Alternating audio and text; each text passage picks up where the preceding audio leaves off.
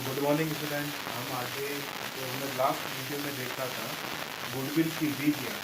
Goodwill की जो विधियाँ थी वो मैंने आपको वर्षों के क्रम के आधार पे करवा दी थी, जो थी औसत विधि और अधिलाभ विधि। फिर बात करते हैं औसत विधि को दो भागों में बांटा हुआ था, सरल औसत और भारित औसत। अधिलाभ का कोई भाग नहीं था, ये खुद ही अकेला था। फिर उसके बाद हम आज सेकंड मेथड की बात करते हैं, पूंजीकरण की। पूंजीकरण की ध्यान रखना, औसत विधि और अधिलाभ विधि को जो हमने सॉल्व किया था, औसत विधि कैसे सॉल्व की थी हमने? औसत का मैंने आपको फॉर्मूला बताया था, राशियों का योग बटा राशियों की संख्या। उसके आधार पे हम हमेशा क्या निकालते हैं? औसत निकालते। ये ध्यान रखना। अधिलाभ निकालने का मैंने आपको तरीका बताया था। तो पूंजीकरण विधि सॉल्व करने से पहले आपको औसत निकालना और अधिलाभ निकालना दोनों आना चाहिए। जैसे बात करते हैं पूंजीकरण विधि। पूंजीकरण विधि में दो टॉपिक है, एक औसत लाभ के आधार पर पूंजीकरण विधि, एक है अधिलाभ के आधार पर पूंजीकरण विधि। एक औसत लाभ के आधार पे और एक अधिलाभ के आधार पे, एक है दोनों पूंजीकरण विधि। अब क्वेश्चन कैसे पूछेगा? क्वेश्चन जो आएगा आपके एग्जाम में वो ये आएगा कि भाई पूंजी औसत लाभ के आधार पर पूंजीकरण विधि से ख्याति की गणना करो, या अधिलाभ के आधार पर पूंजीकरण विधि से ख्याति की गणना करो। दोनों का आपको नाम सिंपल दे रखा होगा। अब देखो फॉर्मूले की बात करते हैं। औसत लाभ से पूंजीकरण विधि निकालोगे तो फॉर्मूले में क्या जाएगा? औसत लाभ। अधिलाभ के आधार पर निकालोगे तो फॉर्मूला क्या जाएगा? अधिलाभ। अब हम बात करते हैं पहले फॉर्मूले में। औसत लाभ के आधार पर जब पूंजीकरण विधि निकालेंगे तो औसत लाभ इंटू 100 डिवाइड सामान्य प्रत्यय दर। अब देखो सामान्य प्रत्यय दर जो होती है वो लाभ की दर होती है, जो मैंने कल आपको या मतलब लास्ट क्लास में मैंने आपको समझाया था। जैसे मैंने बताया था कि एक व्यक्ति ने 10,000 रुपये व्यापार में पूंजी लगाई है, चलो 1,00,000 रुपये व्यापार में पूंजी लगाई, उसको पता है कि मैं इसका 10% ही कमा पाऊंगा या 12% ही कमा पाऊंगा। तो 10% और 12% जो है ये सामान्य प्रत्याय दर होती है, नॉर्मल रेट ऑफ रिटर्न। मतलब इसको लगता है कम से कम इतना रुपये तो मैं कमाऊंगा या इतना परसेंट मैं कमाऊंगा। तो इसकी अपन बात करते हैं। माइनस विनियोजित पूंजी। विनियोजित पूंजी मतलब जो उसने व्यापार में पूंजी लगाई है वो, जैसे यहाँ पे 1,00,000 रुपये लगाई है तो यहाँ पे माइनस में 1,00,000 रुपये आ जाएगा। ठीक है, औसत लाभ आपको या तो क्वेश्चन में दे रखा होगा या आपको वही कल नेक्स्ट लास्ट क्लास में जो हमने बताया था उसी फॉर्मूले के आधार पे आपको करना है। सामान्य प्रत्यय दर क्वेश्चन में दे रखी होगी 100 आपको लगाना है, माइनस विनियोजित पूंजी, जो ये भी आपको क्वेश्चन में दे रखी होगी कि व्यापार में उसमें कितने रुपए की पूंजी है, तो वो आपकी विनियोजित पूंजी है, व्यापार की पूंजी आ गई। अधिलाभ के आधार पे अधिलाभ निकालना है, 100 तो है ही है सामान्य प्रत्यय दर, इसमें विनियोजित पूंजी नहीं आती है, क्योंकि जब आप अधिलाभ निकालोगे तो आप उसमें से क्या करोगे? पूंजी को आप घटा लोगे। तो देखो इसी के क्वेश्चन देखते हैं हम लोग।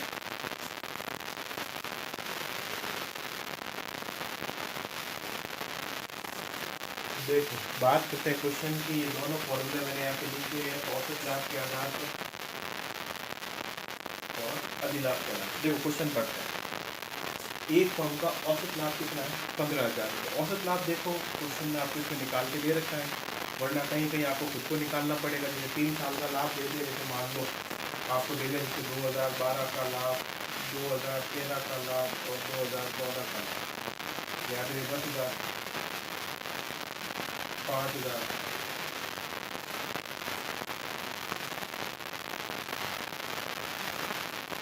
और 3,000 ये ले लिया। अब बोला इनका औसत लाभ निकालो, तो पहले तीनों को जोड़ लो ना, पहले तीनों को जोड़ो। और कितने साल है? 3, ये डिवाइड ये हो गया आपको औसत। जितने लाभ, जितने साल का लाभ दे रखा है उनका उस लाभ को जोड़ लो और जितने साल है उसके डिवाइड कर लो। क्या होगा? 18 डिवाइड 3, 6,000। ये आ गया आपका औसत लाभ। लेकिन इसमें आपको औसत लाभ दे रखा है। फॉर्म की कुल पूंजी क्या है? 1,00,000। फॉर्म की पूंजी मतलब विनियोजित पूंजी, ध्यान रखें, विनियोजित पूंजी। सामान्य प्रत्याय दर कितनी है? 10%। मतलब व्यापार में आपको कितना परसेंट लाभ होने की नॉर्मल चांसेस आपने जो निकाले वो कितना है? 10% है। तो औसत लाभों की पूंजी का विषय को आ गया फॉर्मूले का नाम औसत लाभ आ गया आपका। ये है आपका फॉर्मूले का नाम। इससे आपको मिलेगा कौन सा मेथड आपको लगाना है।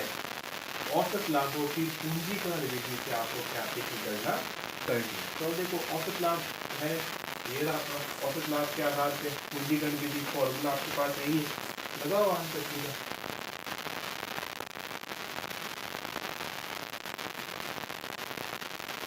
औसत लाभ के आधार पर पूंजीगण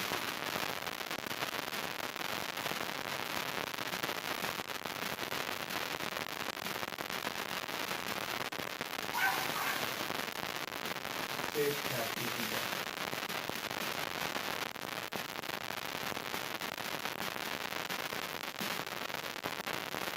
यही है फॉर्मूला आपके पास वही है। फॉर्मूला क्या है? औसत लाभ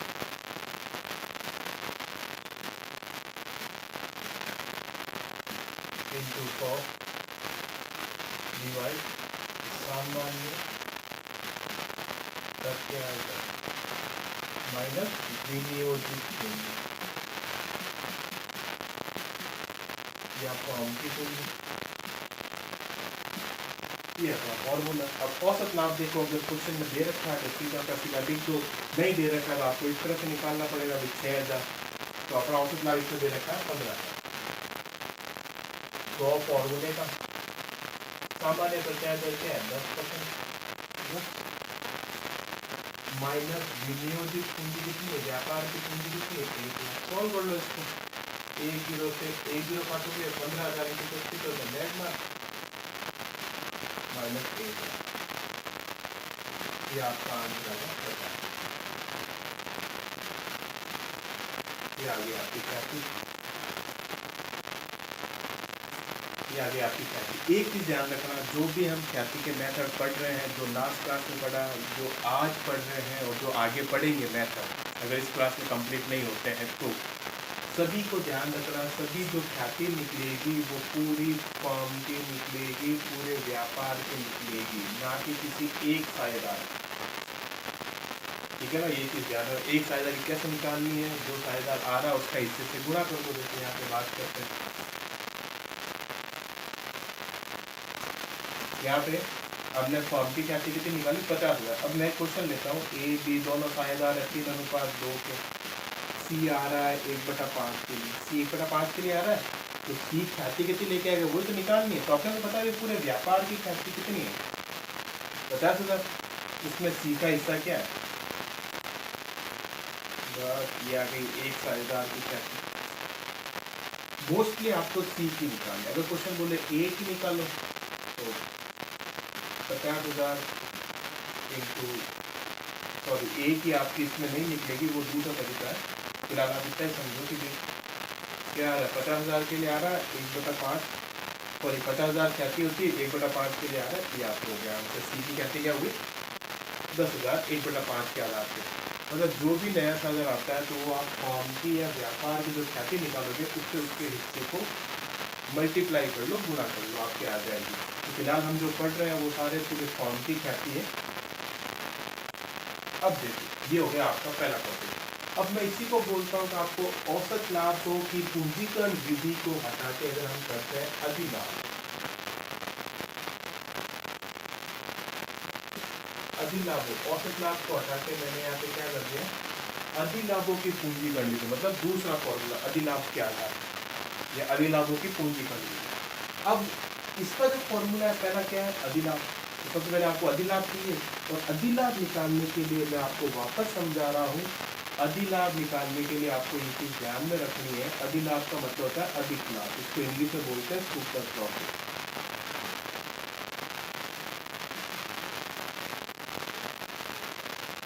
ये है आपका सुपर प्रॉफिट। निकालना कैसा है? निकालना होता है औसत लाभ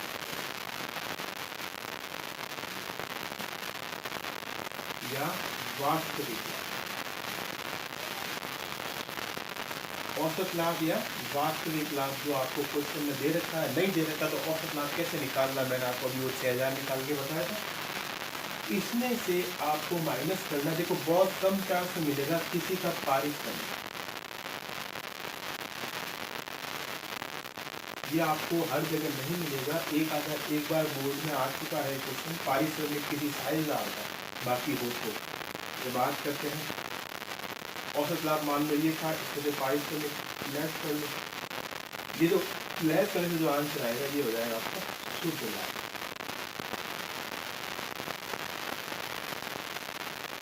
ठीक है, शुद्ध लाभ में से फिर आपको लेस करना है सामान्य लाभ।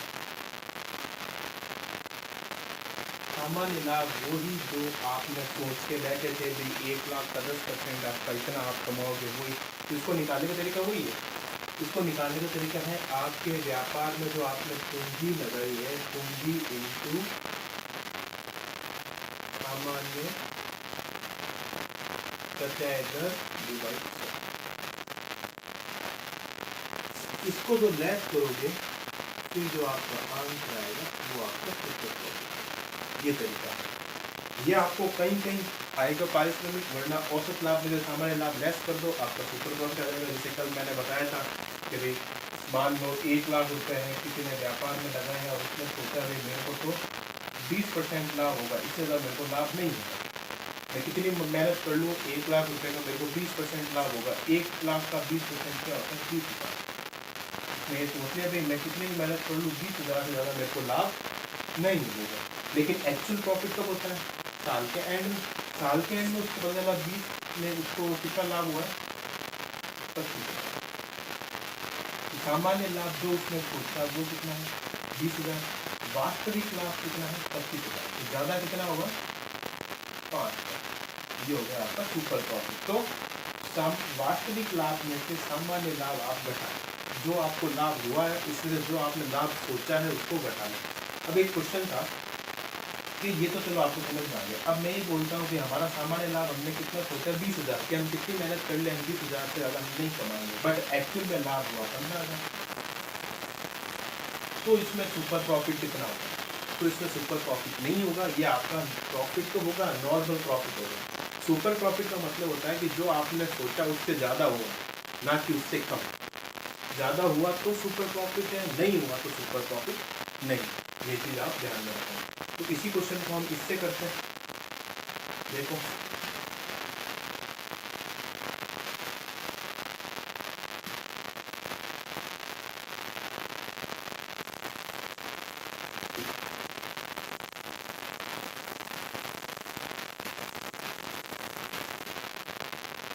अधिलाभों के आधार पर पूंजीकरण विधि से ख्याति गणना कर अधिलाभ। तो अधिलाभ है तो आपको फॉर्मूला पता है, फॉर्मूला क्या है?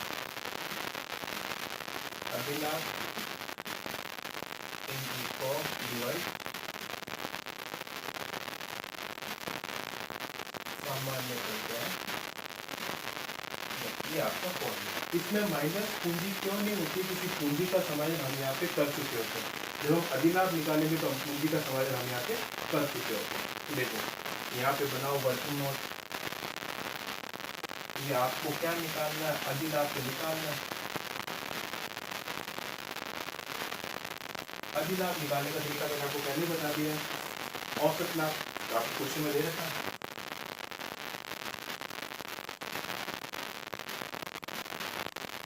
औसत लाभ बराबर कितना है 15,000। इसमें से पारिश्रमिक हो तो लेस करना है। हर क्वेश्चन में आपको पारिश्रमिक नहीं मिलेगा, ये ध्यान रखना। तो पारिश्रमिक है ही नहीं इसमें किसी 60,000 का, बाकी हटाओ उसको। फिर क्या सामान्य लाभ, तो इसमें से आपको लेस करना है सामान्य।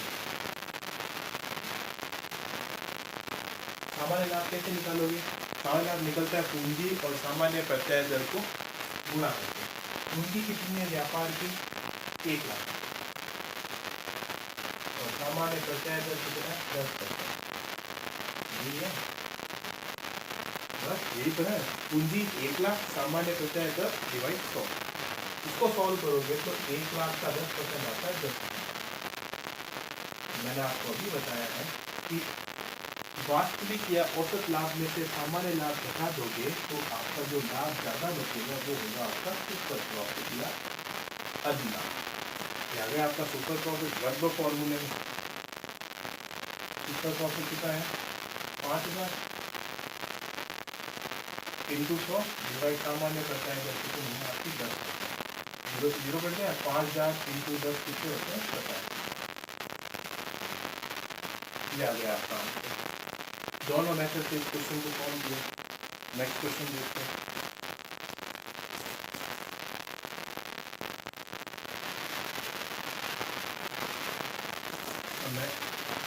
ये है अपना दूसरा क्वेश्चन। दूसरा क्वेश्चन वही है पारिश्रमिक वाला। हम मैं पूछो ना कि दूर से मैं तो कहना कि लेकिन आओ तो मैं एक ही क्वेश्चन दिया हुआ है। ध्यान रखना ये क्वेश्चन मोस्ट इम्पॉर्टेंट है और एग्जाम में आने के चांसेस है। लेना देना कुछ चलिए, सिर्फ एक चीज़ आपको घटानी है इस क्वेश्चन में, थोड़ा सा आपको ध्यान रखना। देखो पढ़ो इन क्वेश्चन। ए बी जो है एक फॉर्म में साझेदार है, ए और बी दो साझेदार है। इनकी प्रत्येक की पूंजी, प्रत्येक का मतलब एक अकेला री पूंजी, ए री पूंजी, इनकी प्रत्येक की पूंजी 2,50,000, मतलब इन ए की पूंजी 2,50,000 है, ए भी है तो बी भी कितनी होगा 2,50,000। यानी पूरी व्यापारी पूंजी कितनी होगी अपनी 5 लाख। ये थोड़ा आप ध्यान रखना। प्रत्येक का मतलब होता है एक, दो साझेदार है, प्रत्येक की पूंजी 2,50,000 है तो दोनों की पूंजी कितनी हो जाएगी आपकी 5 लाख रुपये। फिर है प्रत्येक साझेदार का वार्षिक वेतन, प्रत्येक साझेदार, एक साझेदार का वार्षिक वेतन 8,000 है तो दो है तो कितने हो जाएंगे 16,000। ये ध्यान रखना क्योंकि यहाँ पे प्रत्येक वर्ड का यूज हुआ है। औसत लाभ 80,000 है, सामान्य प्रत्यादर 10% है तो अधिलाभों के आधार पर पूंजीगण विधि से आपको कैसे गणना करना है। तो देखो पूंजीगण विधि,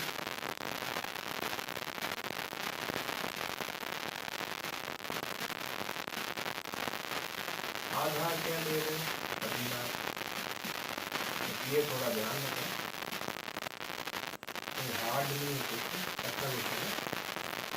अब मैं सॉल्व चीजें पढ़ने वही पहले अधिलाभ निकालो, पहले फॉर्मूला लिख दो। इसका फॉर्मूला क्या है, अधिलाभ इंटू 100 डिवाइड सामान्य प्रत्यादर। ये इसका फॉर्मूला है। माइनस वो पूंजी होगी नहीं, विशेष पूंजी आपको मैंने पहले बताया कि पूंजी का समझ में आपको हो जाता है। तो पहले निकालते हैं वर्किंग नोट। वर्किंग नोट दिखाना जरूरी है वरना पता कैसे चलेगा आपने क्वेश्चन सॉल्व कैसे किया। मालेडम ध्यान है थाने की नहीं आवे, लेकिन एग्जाम में ध्यान और रिजन थाने की तो आवे आप ही ध्यान डाल दे। अभी क्या निकालना है, अधिलाभ निकालने का तरीका मैंने आपको देखो ये अभी भी फॉर्मेट लिखा हुआ है, ध्यान रखना। अधिलाभ निकालने का तरीका होता है औसत लाभ, जो आपको क्वेश्चन में दे रखा है 80। एक चीज ध्यान रहा, जो औसत लाभ नहीं दिए और 4-5 सालों लाभ में जोड़न भाग देन निकालना है, आप ध्यान डाल। अब बात करते हैं औसत लाभ हो गई।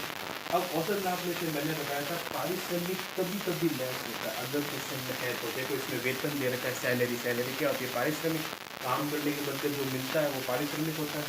तो इसमें लेस करो पारिश्रमिक।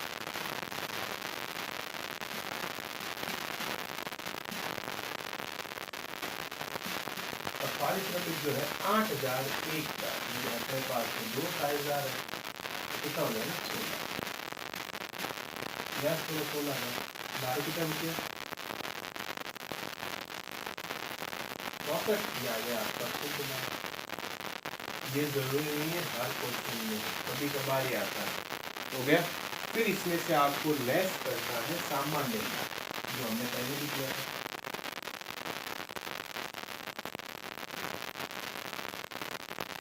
सामान्य लाभ आपको कैसे निकालना है, व्यापार की पूंजी में सामान्य प्रत्यादर का गुणा करो। व्यापार की पूंजी कितनी है तो वही एक की 2,50,000 दोनों की जोड़ लो तो कितनी हो जाएगी। इधर एक की आपकी एक की 2,50,000 तो बी की 250 है, दोनों को जोड़ लो क्या हो जाएगी 5,10,000। तो सामान्य प्रत्यादर सॉरी सामान्य लाभ कैसे निकालते हैं 5 लाख, सामान्य प्रत्यादर कितनी है 10%,